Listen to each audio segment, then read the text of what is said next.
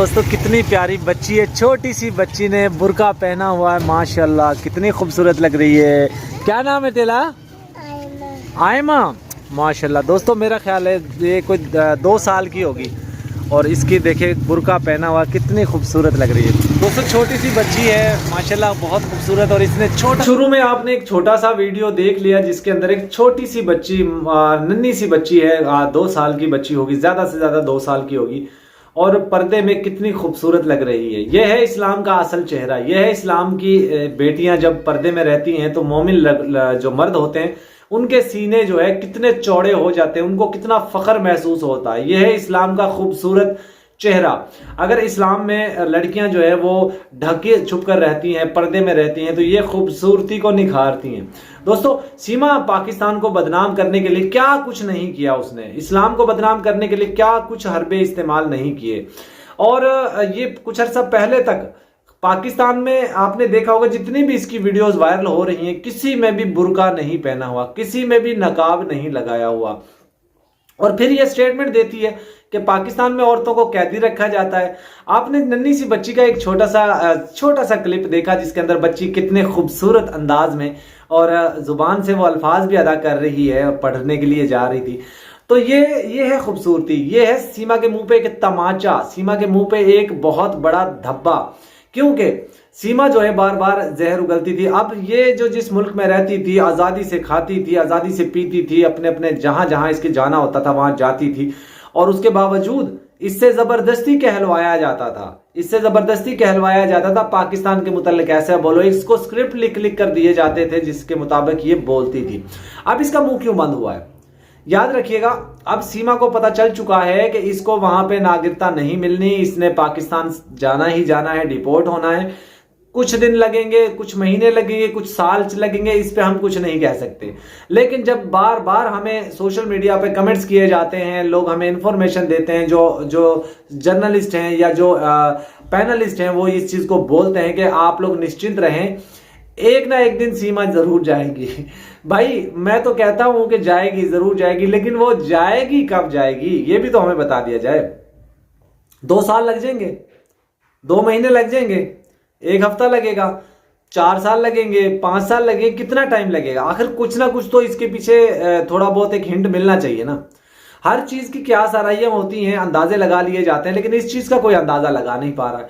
जब हम लोगों को इंफॉर्मेशन देते हैं कि भाई वो वहां पे से कहीं नहीं जाने वाली, उसको वहां पे सपोर्ट मिल रहा है, उसको वहां पे हर तरह की सहूलत मिल रही है, तो फिर वो कहीं नहीं जाने वाले। लोग कहते हैं नहीं आप झूठ बोलते हो।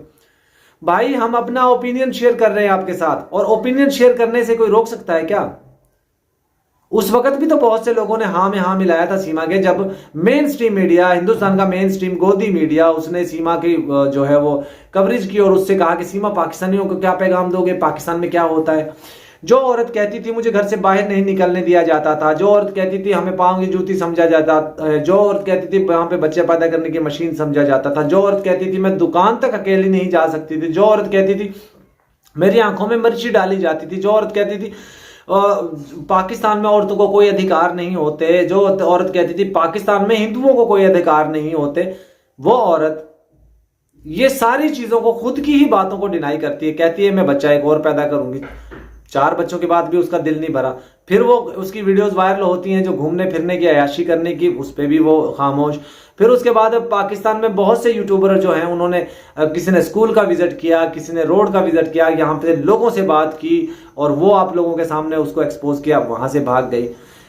पाकिस्तान इस्लाम के खिलाफ ये जहर उगलने के लिए इसको इस्तेमाल किया AP सिंह ने, नितरपाल ने, उसकी फैमिली ने, रबूपुरा के लोगों ने, वो भी आप सब के सामने आ गया।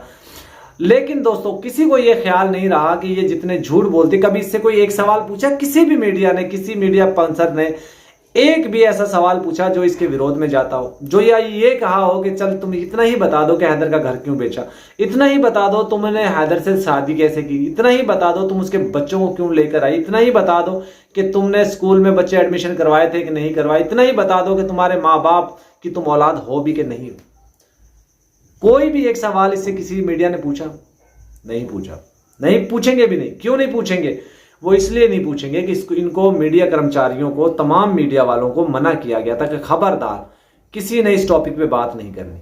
सीमा से ये सवाल किसी ने नहीं पूछना। लेकिन क्यों? क्योंकि इसको इस्तेमाल करना था पाकिस्तान के खिलाफ। मैं जो औरत घर से बाहर नहीं निकल सकती, उसको क्या पता घर के बाहर क्या हो रहा है। अगर ये बात की जाए, कहती थी मैं कंप्यूटर हमने देखा नहीं था, लैपटॉप कभी हमने देखा नहीं थी, एलसीडी कभी हमने देखी नहीं थी, फिर कैसे कहती है कि मैं 2002 में 2000 जब ये पैदा हुई थी उस वक्त पाकिस्तान में हिंदुस्तान के चैनल बंद कर दिए जाते थे, कर दिए गए थे, बैन कर दिए गए थे। ये कैसे कहती मैं राधा कृष्ण जी का प्रोग्राम देखती थी, मैं हिंदू मजहब को बहुत पहले से मानती थी। और कहीं तो झूठ बोलो, 2002 में तो तू पैदा हो रही है, उस वक्त तो चैनल सारे बंद थे, तूने कहां देख लिया? घर में तुम्हारे लाइट नहीं थी, तुम कहती थी हमारे गांव में तो लाइट नहीं थी, वहां कोई सुविधा नहीं थी, कोई उपलब्ध कोई चीज नहीं थी, फिर तुमने कहां से देख लिया? ये नाचने गाने का जो देख लीजिए आपने, ये किसी भी हीरोइन को इसके साथ खड़ा कर दे उससे अच्छा डांस करके दिखाएगी। अब जब ये पाकिस्तानी ठुमके वहां जाकर लगाती है तो हमें तो देखकर हैरानगी होती है कि यार पाकिस्तान में भी ये ठुमके लगाती थी, वहां पे भी जाके हिंदुस्तान के लोगों को प्रसन्न कर रही है, खुश कर रही है। चलिए कम से कम कुछ लोगों की आंखों को तो ठंडक कर रही है ना, कि जिस तरह वहां जाके ठुमके लगाती है, लक दे गुलारे तेरे रंग लारा लारा लारा, तो इस तरह की चीजें। लेकिन दोस्तों इसके ऊपर लानते धिक्कार भेजते रहे आप लोग, हम तो मुसलसल भेजते रहे। अब होना क्या जा रहा है दोस्तों, वीजे के हवाले से देखिए मैंने बहुत सी खबरें आपको दे दी है कि खबर मेरी सच साबित हुई।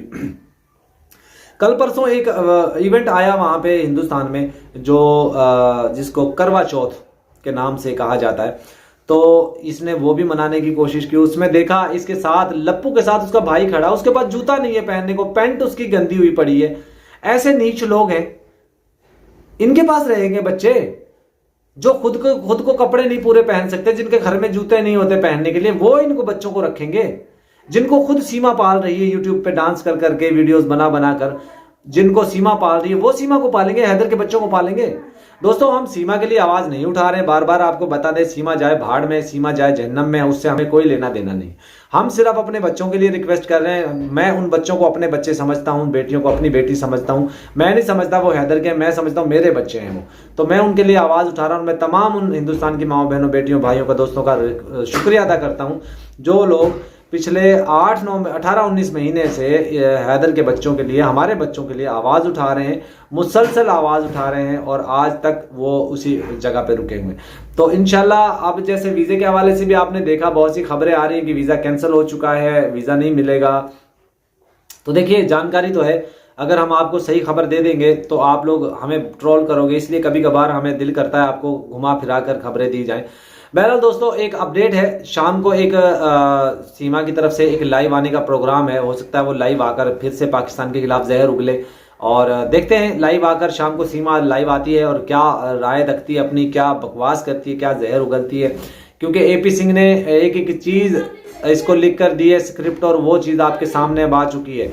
मैं ये कहता हूं दोस्तों इसके ऊपर लानते धिक्कार एपी सिंह के ऊपर, सीमा के ऊपर भेजते रहे आप लोग, क्योंकि ये डिजर्व करते हैं। ये लोग वो लोग हैं जो अपने घरों में इस तरह का माहौल रखते हैं। मैंने एपी सिंह से पूछा इसके प्रेगनेंसी के हवाले से, तो कहता है भाई कैसा सवाल पूछ रहे हो आप मुझसे, अपमानजनक। तो कल जब तुम बेड तोड़ने की बातें करते थे, जब मर्द की मर्दानगी टेस्ट करने की बातें करते थे, उस वक्त तुझे याद नहीं आया कि क्या मैं सवाल पूछ रहा हूं अपनी बहन के लिए, क्या कह रहा हूं? शुद्ध देसी घी बोलते थे।